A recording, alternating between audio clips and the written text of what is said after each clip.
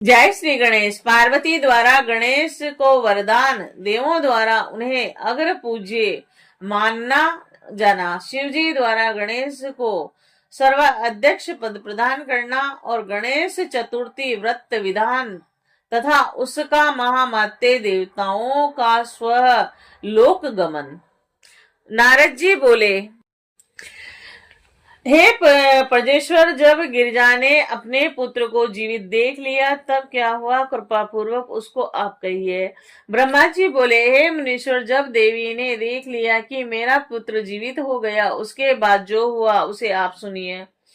मैं उस महान उत्सव को कह रहा हूँ। हे मुने, जब व्याकुलता से रहित तथा विशेष आकृति वाले शिवा पुत्र गजानंद जीवित हो गए, तब देवताओं ने उन्हें गणाध्यक्ष के पद पर अभिव्यक्त किया। भगवती पार्वती ने अपने पुत्र को अभिषिक्त देखकर अत्यंत हर्षित हो गई और अपनी दोनों भुजाओं से बालक को गोद में लेकर प्रेम पूर्वक उसका आलिंगन करने लगी। जगदम्बा ने उस अपने पुत्र को बड़े प्रेम से नाना प्रकार के वस्त्र तथा अलंकार प्रदान किए और उन देवी ने अनेक प्रकार की सिद्धियों से उस बालक का पूजन करके सभी दुखों को दूर करने वाले अपने कल्याणकारी हाथ से उनका स्पर्श किया और पूजन करने के उपरांत देवी ने उनका मुख चूमा और प्रेम से उसे अनेक वरदान दिए और कहा, पुत्र, तुमने इस समय बड़ा कष्ट उठाया है। हे पुत्र, तुम धन्य हो और कृत करते हो और तुम सभी देवताओं के पहले पूजे जाओगे और सदा दुख रहित रहोगे, क्योंकि इस समय तुम्हारे मुखमंडल पर सिंदूर दिखाई देता है और इसीलिए लोगों के द्वारा तुम सदा सिंदूर से पूजित होगे। जो मनुष्य पुष्प, चंदन, सुगंधित द्रव्य, उत्तम नवेद विधि पूर्वक आरती, तांबूल, दान, परिक्रमा तथा नमस्कार विधान से तुम्हारी पूजा करेगा, उसे संपूर्ण सिद्धि प्राप्त होगी, इसमें संदेह नहीं। इतना ही नहीं, तुम्हारे पूजन से समस्त विघ्न भी निसंदेह विनष्ट हो जाएंगे। ब्रह्मा जी बोले, ऐसा कहकर उन महेश्वरी देवी ने नाना प्रकार के उत्कृष्ट पदार्थों से पुनः अपने उस पुत्र का पूजन किया और हे विप्र, तब गिरिजा की कृपा से क्षण मात्र में देवताओं को तथा विशेषकर शिव गणों को शांति प्राप्त हुई और उसी समय इंद्र आदि देवता प्रसन्नता से शिव जी की स्तुति करके उन्हें प्रसन्न कर भक्ति युक्त होकर पार्वती के पास ले गए और शिव को ले जाने के तदंतर उन देवताओं ने तीनों लोक के सुख के लिए महेश्वरी के उस पुत्र को शिव की गोद में बैठा दिया और शिव जी ने भी उस बालक के सिर पर अपना कर कमल रख दिया और देवगणों से यह वचन कहा कि ये मेरा दूसरा पुत्र है। तब गणेश ने भी उठकर शिव को, पार्वती को, मुझे और विष्णु को प्रणाम करके सबके सामने खड़े होकर नारद जी आदि ऋषियों से कहा, आप लोग मेरे अपराध को क्षमा करें, मनुष्यों में मान ऐसा ही होता है। तब में ब्रह्मा, विष्णु तथा शंकर, इन तीनों देवताओं ने एक साथ ही उस बालक को प्रेम पूर्वक उत्तम वरदान देते हुए कहा, जिस प्रकार हम तीनों श्रेष्ठ देवता तीनों लोकों में पूजे हैं, उसी प्रकार हे गणेश भी सभी के द्वारा पूजे जाएंगे और हम लोग प्राकृत मौलिक देवता हैं और उसी प्रकार यह भी प्राकृत हैं। गणेश विघ्नों का हरण करने वाले तथा सभी कामनाओं का फल प्रदान करने वाले हैं। पहले इनकी पूजा करने के बाद में मनुष्य हम लोगों की पूजा करे। यदि हम लोगों की पूजा की गई और इनकी पूजा नहीं की गई, और हे देवताओं, यदि कोई इनकी पूजा किए बिना अन्य देवताओं की पूजा करेगा, उसे पूजा का फल प्राप्त नहीं होगा, इसमें संदेह नहीं है। ब्रह्मा जी बोले, ऐसा कहकर शिव जी ने अनेक प्रकार की वस्तुओं से गणेश की पूजा की और उसके बाद विष्णु के द्वारा वे पूजित हुए। तदंतर मैंने एवं पार्वती ने उनकी पूजा की और देवगणों ने भी बड़े आदर के साथ उनका पूजन किया और उसी स्थान पर ब्रह्मा, विष्णु एवं शिव ने एक साथ मिलकर पार्वती की प्रसन्नता हेतु उन गणेश को सर्व अध्यक्ष शब्द से संबोधित किया और इसके बाद शिव ने प्रसन्न मन से उन गणेश को लोक में सदा सुख देने वाले अनेक वर दिए। शिव जी बोले, हे पार्वती पुत्र, मैं तुम्हारे ऊपर प्रसन्न हूँ, इसमें संदेह नहीं है। मेरे संतुष्ट रहने पर जगत संतुष्ट हो जाता है, कोई भी विरुद्ध नहीं हो सकता। तुम बालक रूप से हो और शक्ति के महापराक्रमी एवं परम तेजस्वी पुत्र हो, इसीलिए सर्वदा सुखी रहो। हे बालक, विघ्नों के नष्ट करने में तुम्हारा नाम सर्वश्रेष्ठ होगा। आज से तुम मेरे संपूर्ण गणों के अध्यक्ष एवं सबके पूजनीय होगे। और इस प्रकार कहकर शंकर ने गणेश को उनकी अनेक पूजा विधि बतलाकर उसी क्षण उन्हें अनेक आशीर्वाद प्रदान किए। उसके बाद देवताओं एवं अप्सराओं से ने प्रसन्न होकर अनेक प्रकार के गीत वाद्य तथा नृत्य किए और इसके बाद कल्याणकारी महात्मा शंकर ने प्रसन्न होकर उन गणों को पुनः वर प्रदान किया। और हे गणेश्वर, तुम भाद्रपद मास में कृष्ण पक्ष की चतुर्थी को शुभ चंद्रोदय काल में उत्पन्न हुए हो और रात्रि के प्रथम पहर में गिरजा के चित्त में तुम्हारा रूप आविर्भूत हुआ है और इसीलिए उसी दिन तुम्हारा उत्तम व्रत होगा। यदि दिन से आरंभ कर उसी तिथि को सभी सिद्धियों के लिए मनुष्य को प्रसन्नता पूर्वक इस सुंदर व्रत का अनुष्ठान करना चाहिए। एक वर्ष में जब भाद्र मास के कृष्ण पक्ष की चतुर्थी तिथि पुनः आए तब तक वर्ष पर्यंत तुम्हारे व्रत को मेरी आज्ञा से करना चाहिए। जो लोग इस संसार में अनेक प्रकार के अतुल्य सुख चाहते हैं, वह प्रत्येक चतुर्थी के दिन विधि पूर्वक तुम्हारी पूजा करें। मार्ग शीर्ष के महीने में रमा नामक जो चतुर्थी होती है, उस दिन प्रातः काल स्नान कर व्रत के लिए ब्राह्मणों से निवेदन करें और दुर्वा से पूजन करें तथा उपवास करें। रात्रि का प्रथम पहर उपस्थित होने पर स्नान करके मनुष्यों को गणेश का पूजन करना चाहिए।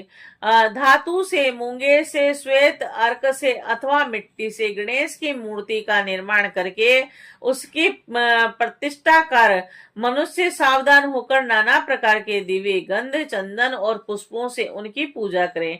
गणेश जी की पूजा के लिए दुर्वा हो और वह एक विते यानी 12 उंगल लंबी की हो और जो 3 गांठ से युक्त तथा मूल रहित होनी चाहिए और इस प्रकार की 101 दुर्वाओं अथवा 21 दुर्वाओं के द्वारा स्थापित प्रतिमा का पूजन करें। धूप, दीप तथा नाना प्रकार के नवेद, तांबूल, अर्धे आदि उत्तम द्रव्यों से और प्रणाम तथा स्तुति के द्वारा गणेश जी की पूजा करें और इस प्रकार तुम्हारा पूजन कर बाल चंद्रमा की पूजा करें और तदंतर ब्राह्मणों की पूजा करके प्रसन्नता पूर्वक मधुर पदार्थों का भोजन कराना चाहिए और इसके बाद सोए भी लवण रहित मधुर भोजन करना चाहिए। तत्पश्चात अपना सारा नियम विसर्जित करें और गणेश जी का स्मरण करें और इस प्रकार का अनुष्ठान करने से यह शुभ व्रत संपूर्ण होता है और इस प्रकार व्रत करते हुए 1 वर्ष बीत जाए तब तक उस व्रत की संपूर्णता के लिए उद्यापन करना चाहिए। मेरी आज्ञा से उसमें 12 ब्राह्मणों को भोजन कराएं तथा एक कलश की स्थापना करके तुम्हारी मूर्ति की पूजा करें। वेदी पर अष्टदल कमल बनाकर मनुष्यों को धन की कृपणता से रहित होकर वेद विधि से होम करना चाहिए और इसके बाद मूर्ति के आगे 2 स्त्रियों एवं 2 वटुकों की विधि पूर्वक पूजा कर आदर से उन्हें भोजन कराएं। रात्रि में जागरण करें, प्रातः काल पुनः पूजन करें और इसके बाद गणेश जी से पुनः आने के लिए प्रार्थना कर उनका विसर्जन करें। तत्पश्चात बालक वटुओं से आशीर्वाद ग्रहण करें तथा स्वास्तिक वाचन भी कराएं और व्रत की संपूर्णता के लिए पुष्पांजलि अर्पित करें और इसके बाद नमस्कार कर अन्य कार्य संपन्न करें। जो इस प्रकार का व्रत का अनुष्ठान करता है उसे अभिष्ट फल की प्राप्ति होती है।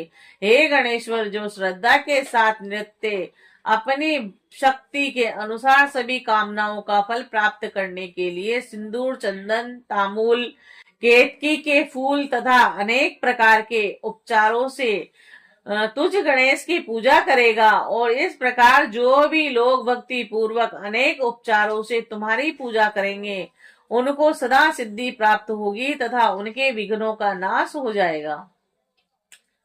सभी वर्णों विशेषकर स्त्री जनों को गणेश जी का पूजन अवश्य करना चाहिए। अपने अभ्युदय की कामना करने वाले राजाओं को विशेष रूप से पूजन करना चाहिए।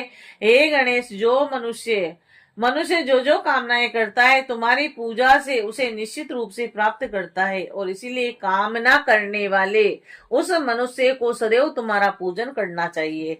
ब्रह्मा जी बोले, हे मुने, जब महात्मा शिव जी ने गणेश जी से इस प्रकार कहा, तभी सभी देवगणों और ऋषि वरों तथा समस्त प्रिय शिव प्रिय गणों ने तथा अस्तु कहकर विधि पूर्वक गणपति का पूजन किया। और इसके बाद सभी गणों ने गणेश को प्रणाम किया और आदर पूर्वक अनेक प्रकार की वस्तुओं से विशेष रूप से उनकी पूजा की। हे मुनिवर, उस समय भगवती गिरजा को जो हर्ष उत्पन्न हुआ, उस अवर्णीय हर्ष को मैं अपने चारों मुखों से भी कैसे कहूं।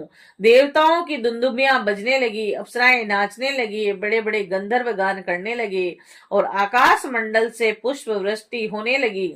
इस प्रकार गणपति की प्रतिष्ठा होने पर सारा जगत सुखी हो गया, महोत्सव होने लगा एवं सारा दुख नष्ट हो गया। और हे नारद, उसी समय विशेष रूप से पार्वती तथा शिव प्रसन्न हुए और सर्वत्र सुखदायक महामंगल होने लगा। उस समय समस्त देवता एवं ऋषिगण जो सभी वहां आए हुए थे, वे शिव जी की आज्ञा से भगवती पार्वती तथा गणेश की बारंबार प्रसन्नता करते हुए शिव की स्तुति करते हुए तथा वह युद्ध कैसा था उसका वर्णन करते हुए चले गए। और जब भगवती पार्वती का क्रोध शांत हो गया, तब शिव जी भी पूर्वतः पार्वती के समीप आकर लोक हित की कामना से नाना प्रकार के सुखद कार्य करने लगे। और यद्यपि वह स्व आत्मा राम है, फिर भी भक्तों के कार्य के लिए सदैव उदत रहते हैं। विष्णु तथा मैं ब्रह्मा उन पार्वती एवं शंकर की भक्ति पूर्वक सेवा कर तथा शिव से आज्ञा लेकर अपने स्थान को चले गए। और हे नारद, हे भगवान, हे मुनीश्वर, आप भी शिवा शिव के यश का गान करके उनसे पूछकर अपने भवन को चले आए। और हे नारद, आपके द्वारा पूछे जाने पर मैंने आपसे विघ्नेश्वर गणेश जी के यश से मिश्रित भगवान शिव तथा भगवती शिवा के यश का आदर पूर्वक पूर्ण रूप से वर्णन किया। जो संयत होकर इस मंगलदायक आख्यान को सुनता है, वह सभी मंगलों से युक्त होकर मंगलों का आल्य हो जाता है। पुत्रहीन को पुत्र और निर्धन को धन, स्त्री की इच्छा वाले को स्त्री एवं प्रजा चाहने वाले को प्रजा की प्राप्ति होती है। रोगी को आरोग्य, भाग्यहीन को सौभाग्य और नष्ट पुत्र वाले को पुत्र और नष्ट धन वाले को धन, एवं जिस स्त्री का पति विदेश गया हो उसको पति की प्राप्ति होती है और शोक युक्त पुरुष शोक से रहित हो जाता है, इसमें संशय नहीं है। गणेश जी से संबंधित यह आख्यान जिसके घर में निरंतर रहता है, नृत्य रहता है, वह सर्वदा मंगल से युक्त होता है, इसमें संशय नहीं है। यात्रा काल में तथा पवित्र पर्व पर कोई भी सावधान होकर इसे सुनता है, वह गणेश जी की कृपा से संपूर्ण मनोरथ प्राप्त कर लेता है।